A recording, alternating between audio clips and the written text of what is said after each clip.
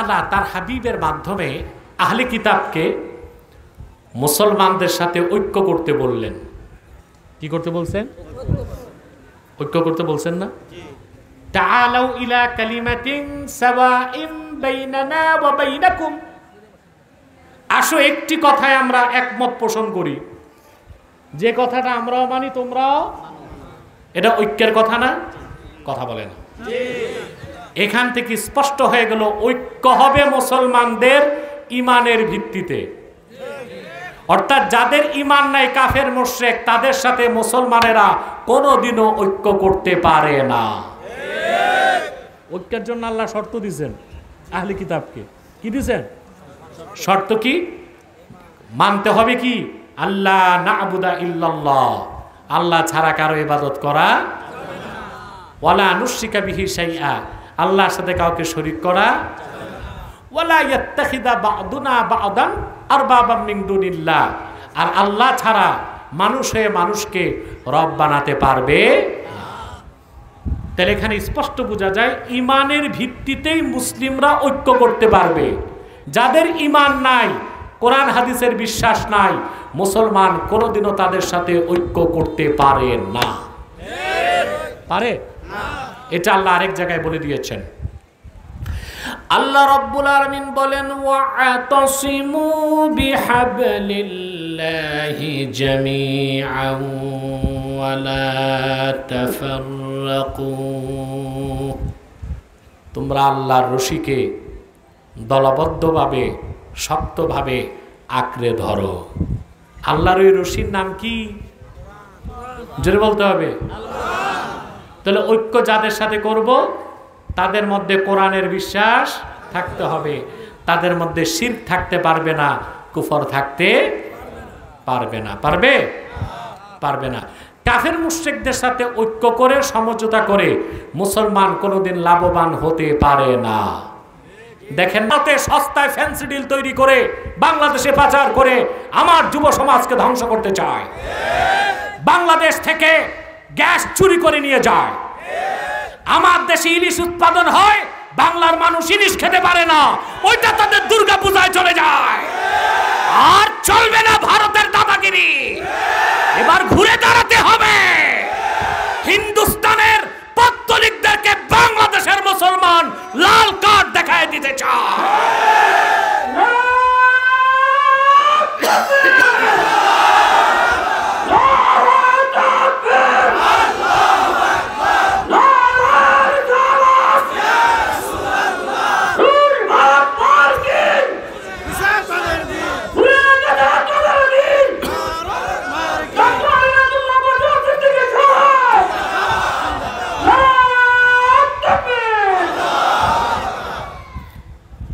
আমার দেশে বিভিন্ন রাজনৈতিক দলে ভারতের দালালরা ঘাপটি মেরে বসে আছে, বলে বউ বদলানো যায়, প্রতিবেশী বদলানো যায় না।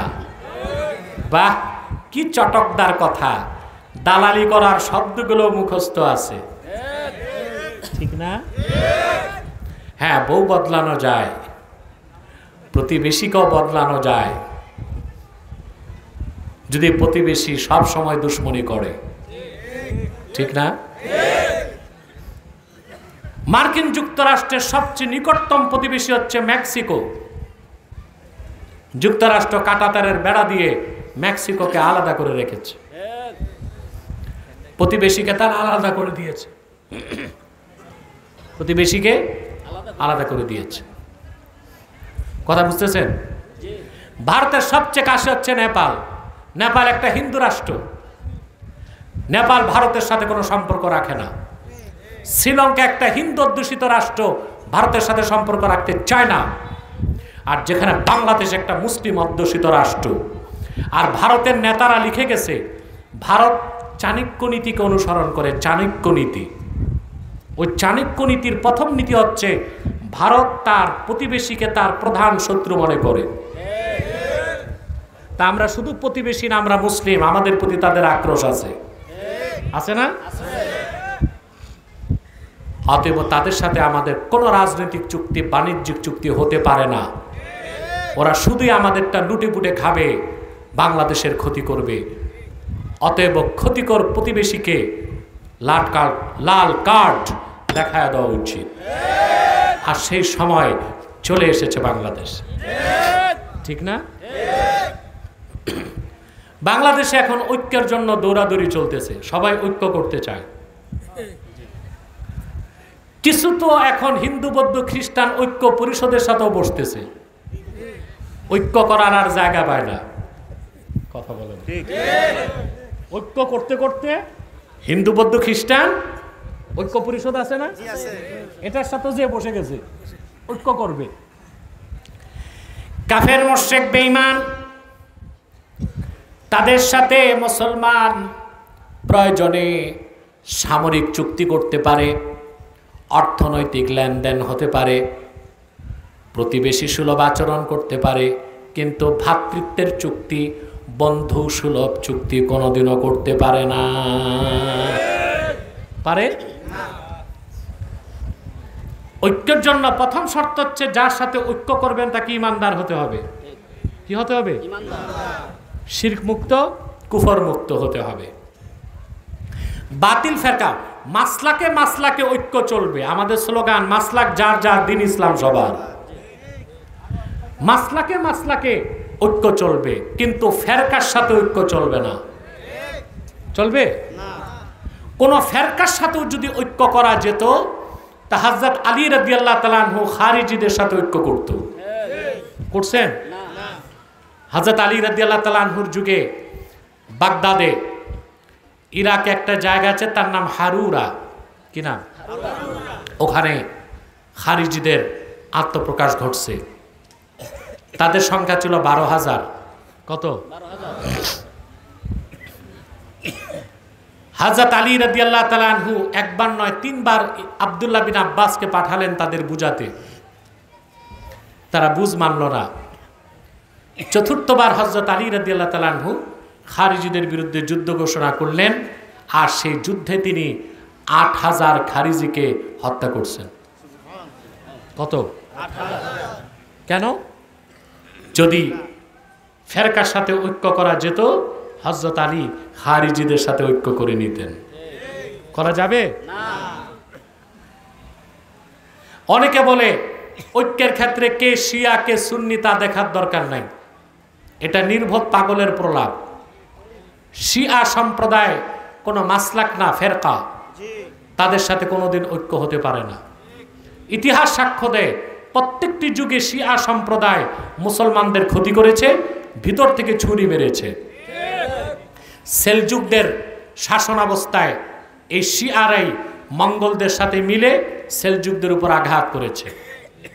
সেলজুকদের শাসন ব্যবস্থা যখন ক্ষয় হয়, সালাউদ্দিন আইয়ুবী রহমতুল্লাহ যখন ইহুদিদের বিরুদ্ধে অস্ত্র হাতে তুলেছেন বাইতুল মুকাদ্দাস মুক্ত করতে, তখন এই শিয়াদের নেতা ছিল হাসান বিন সাবাহ, কুখ্যাত কাফের।